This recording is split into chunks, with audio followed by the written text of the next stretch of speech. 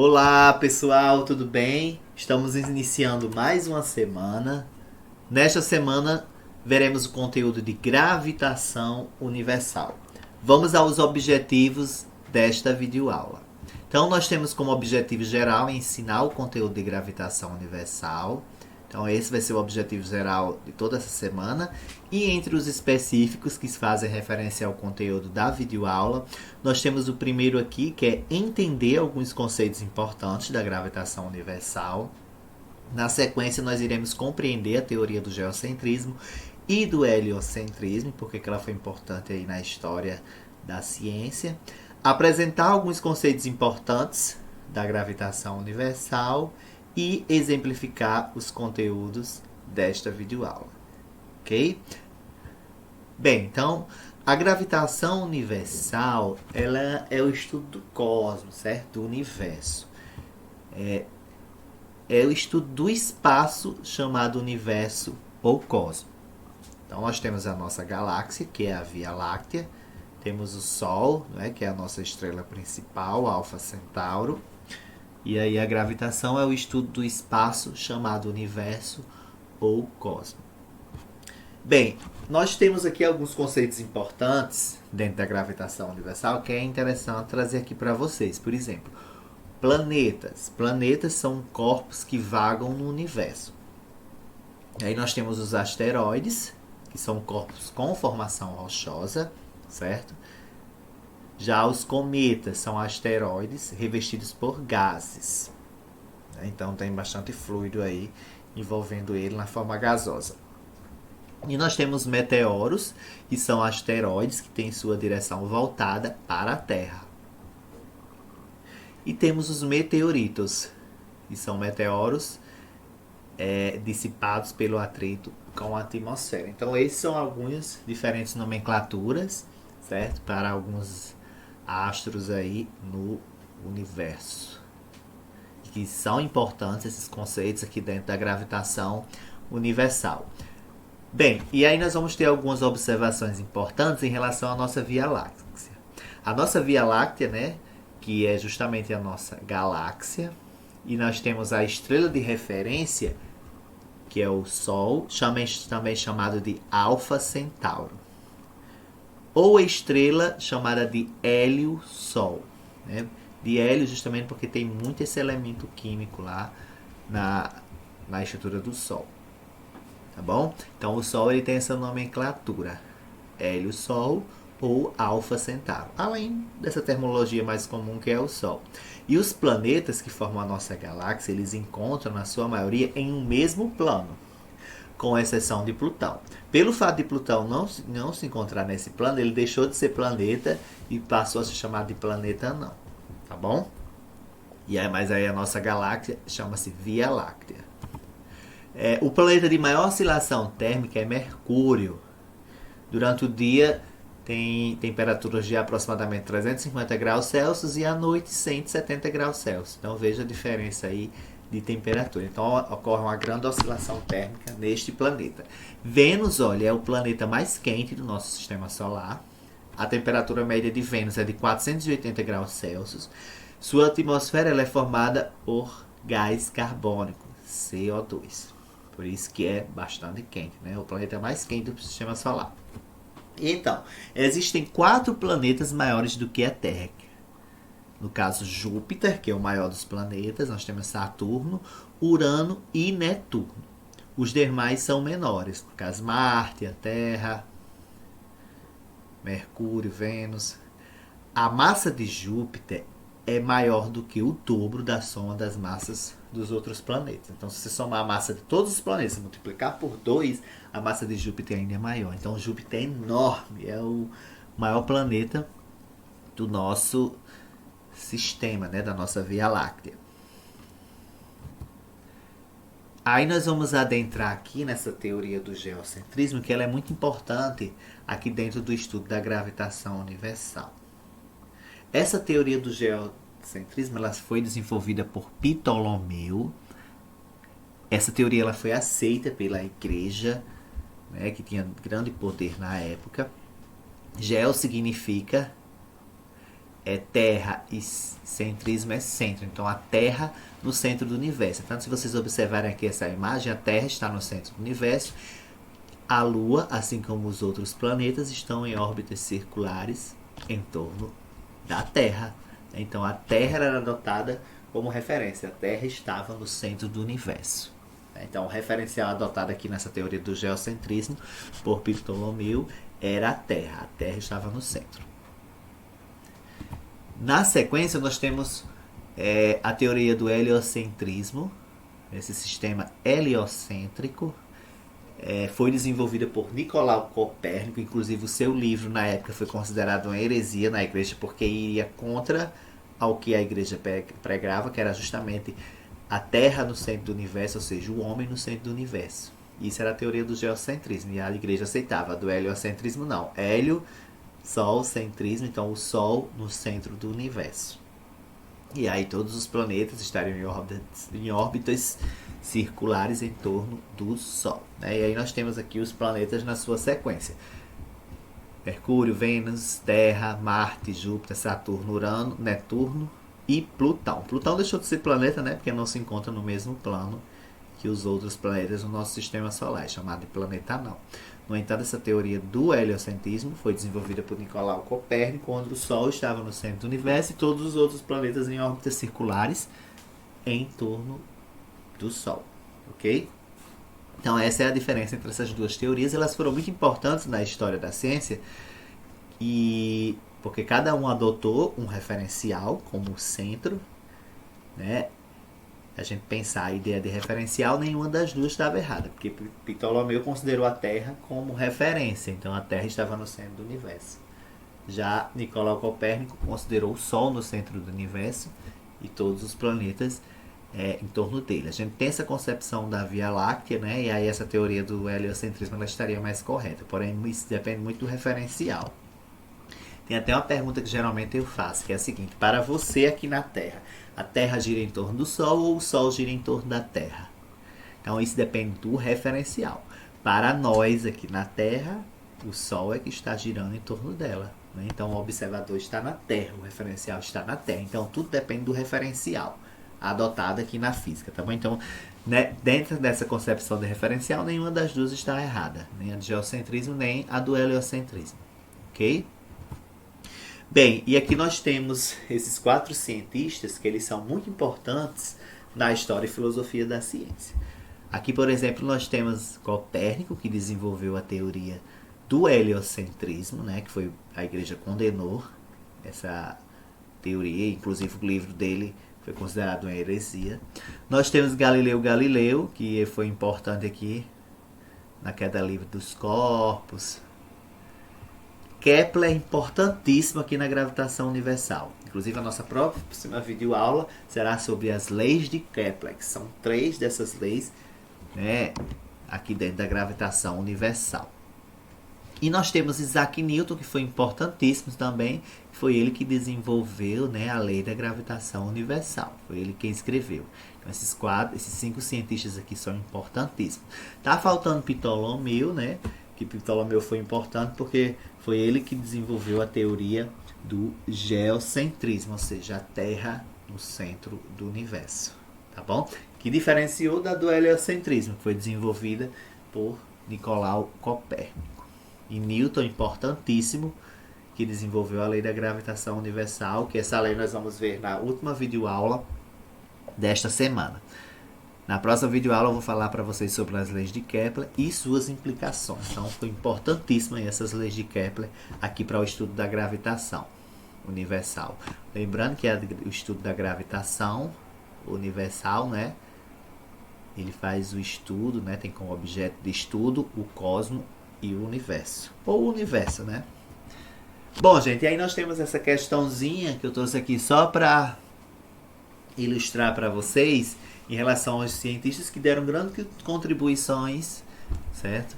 Importantes contribuições para o movimento dos planetas. Então nós temos aqui, olha, os cientistas que se seguem deram importantes contribuições para nosso conhecimento atual do movimento dos planetas. E aí nós temos o primeiro deles aqui, ó, Copérnico, o segundo Ptolomeu, o terceiro Kepler. E aí a questão pergunta: se os nomes desses homens forem arranjados em ordem do começo de suas contribuições, com a primeira contribuição colocada antes, a ordem correta será. Então, qual será a ordem aí correta, né? Então nós vimos que na sequência, ao longo da história da ciência, ou história e filosofia da ciência, certo? A primeira das teorias desenvolvidas foi a do geocentrismo. E essa teoria do geocentrismo ela foi desenvolvida por Ptolomeu, certo? Eu até falei nesta videoaula. Então, nós iremos iniciar primeiro com o 2 que vai representar Ptolomeu. Então, a resposta pode ser ou letra B ou a letra E. Na sequência, depois de Ptolomeu, veio justamente Copérnico, falando da teoria do heliocentrismo, onde o Sol estava no centro do universo. Então, nós temos 2, 1, que representa Copérnico, e por último veio Kepler com as suas leis aí para explicar o movimento dos planetas, em relação à sua órbita, em relação ao período de rotação na Terra, ou período de rotação em qualquer outro planeta, ou de qualquer outro planeta. Então, o último aqui é o 3. Então, a sequência aqui de nomes que contribuíram, né, para o conhecimento do movimento dos planetas, né, suas contribuições, começando do primeiro, é justamente 2, 1, 3. 2 representa Ptolomeu, 1 Copérnico e 3 Kepler. Então, a resposta aqui é a letra E. Beleza, pessoal? Gostei muito dessa questão quando eu escolhi do Enem 2009 sobre gravitação, certo? A gravitação universal, que envolve os modelos, certo, de concepção aí do universo, né? Desde a da antiguidade até mais atual, certo? Até a atualidade. Vejamos, ó, na linha de uma tradição antiga, o astrônomo grego Ptolomeu, 100 e 170 d.C., afirmou a tese do geocentrismo, segundo o qual a Terra seria o centro do universo, sendo que o Sol, a Lua e os planetas girariam em seu redor em órbitas circulares. A teoria de Ptolomeu resolveu de modo razoável os problemas astronômicos da sua época. Vários séculos mais tarde, o clérigo e astrônomo polonês Nicolau Copérnico, 1473-1543, ao encontrar inexatidões na teoria de Ptolomeu formulada, ele formulou a teoria do heliocentrismo, segundo a qual o Sol deveria ser considerado o centro do universo, com a Terra, a Lua e os planetas girando circularmente em torno dele, né, do Sol. Por fim, o astrônomo e matemático alemão Johannes Kepler, 1571-1630, depois de estudar o planeta Marte por cerca de 30 anos, verificou que a órbita, certo? Que a órbita do planeta Marte é elíptica. Esse resultado generalizou-se para os demais planetas. A respeito dos estudos citados no texto, é correto afirmar que, certo? Então ele quer a resposta correta. Qual afirmação é correta? Na letra A, Ptolomeu apresentou as ideias mais valiosas, por serem mais antigas e tradicionais. B. Copérnico desenvolveu a teoria do heliocentrismo inspirado no contexto político do Rei Sol. C. Copérnico viveu em uma época em que a pesquisa científica era livre e amplamente incentivada pelas autoridades. Kepler estudou o planeta Marte para atender às necessidades de expansão econômica e científica da Alemanha. Essa é a letra D. E a letra E, Kepler apresentou uma teoria científica que, graças aos métodos aplicados, pode ser testada e generalizada. Então, vai ser importante aqui eu trazer para vocês os conceitos das leis de Kepler, certo?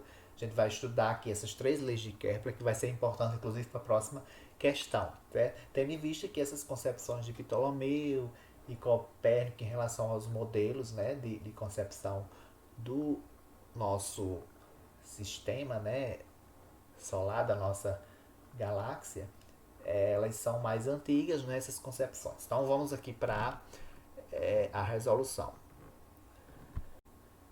Antes de partirmos para a resolução, eu vou ter que falar para vocês aqui sobre as leis de Kepler. No século XVII, Johannes Kepler enunciou as leis que regem o movimento planetário, o movimento dos planetas, utilizando as anotações do astrônomo Tycho Brahe, 1546-1601. Então ele foi discípulo de Tycho Brahe e continuou seus estudos e conseguiu formular certas leis que regem o movimento planetário. E uma dessas leis é justamente citada no enunciado da questão. Então Kepler ele formulou essas 3 leis que ficaram conhecidas como as leis de Kepler. Sua primeira lei é a lei das órbitas. Os planetas descrevem órbitas elípticas em torno do Sol, que ocupa um dos focos da elipse, certo? Então são 2 focos. É importante observar essa observação aqui que está em vermelho, que é justamente em relação ao foco que o Sol vai ocupar em relação à elipse. Em algumas épocas do ano, um planeta pode estar mais próximo do Sol. Então, se esse planeta estiver mais próximo do Sol, teremos então o periélio. Pela mesma razão, quando determinado planeta estiver na região de máxima distância em relação ao Sol, teremos o alfélio. Tá certo? Bom, passando aqui para a segunda lei de Kepler, que é chamada de lei das áreas, e aí essa figurinha que está aí, ela é uma ilustração da segunda lei de Kepler, que diz o seguinte: o segmento que une o Sol a um planeta descreve áreas iguais em intervalos de tempos iguais, certo? Então, a gente observando aí essa figura que ilustra a segunda lei de Kepler, nós observamos aí o planeta em 2 áreas, A1 e A2, certo? E o tempo que o planeta leva de um ponto a outro, certo? Aí, nessas áreas representadas por essa bolinha em cinza. Então, o segmento que une o Sol a um planeta, ele vai descrever áreas iguais em intervalos de tempos iguais. Então, se a gente observar em A1, a velocidade desse planeta vai ser menor. Já na área A2, a velocidade ela vai aumentar do planeta. Então, observa que a distância aí dessa área A2 é bem menor, a distância entre os planetas, né, entre essa óptica que ele está descrevendo, do que em relação a A1. Né? A1, veja que a distância aí, o espaço percorrido, né, foi maior de um ponto a outro em A1. Então, A1 sobre ΔT vai ser igual a A2 sobre ΔT, certo? Tendo em vista que o segmento que une o Sol a um planeta descreve áreas iguais em intervalos de tempos iguais. A última lei de Kepler, lei dos períodos chamada, diz o seguinte, que o quociente dos planetas dos períodos e o cubo de suas distâncias médias do Sol é igual a uma constante, K, igual a todos os planetas, permitindo escrever então uma equação para se calcular esse período de resolução dos planetas, né? O período de revolução dos planetas. Então, esse período de revolução dos planetas, que é o período, é justamente o tempo que esse planeta leva para dar uma volta completa em torno do Sol, certo? Que é representado por esse T maiúsculo. Então, T ao quadrado vai ser igual a K, que é essa constante de proporcionalidade, que ela depende basicamente da massa do Sol, multiplicando o R, que é justamente o raio do planeta, certo? Em relação ao Sol. E esse raio é ao cubo. Então, nós temos aqui uma equação para lei dos períodos. E aí essa constante proporcional de K só depende da massa do Sol. Então achei importante trazer para vocês as leis de Kepler aqui no estudo da gravitação universal, para vocês terem conhecimento, né? E nós vamos aplicar inclusive na próxima questão. Vamos então para a resolução. Então, dentre as alternativas, a que mais se enquadra aí como verdadeira é a letra E. As leis de Kepler dizem respeito aos estudos dos corpos celestes que gravitam em torno do Sol. Foi justamente o que eu expliquei para vocês. Kepler não foi o pioneiro nessa área, logo seus estudos foram generalizados e testados graças às medidas já feitas pelo astrônomo Tycho Brahe, certo? Então, letra E, a resposta. Bem, estas foram as referências da videoaula. Fiquem atentos às atividades obrigatórias desta semana. Um abração.